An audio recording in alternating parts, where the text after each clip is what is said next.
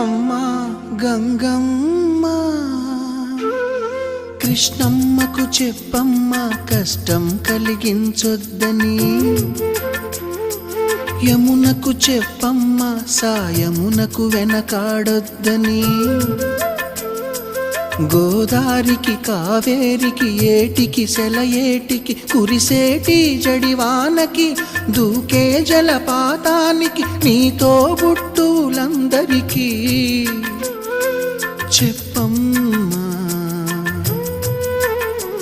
మా గంగమ్మ. జీవనదివిగా ఒక మోక్షనిధివిగా పండ్లు పూలు పసుపుల పారాణి రాణిగా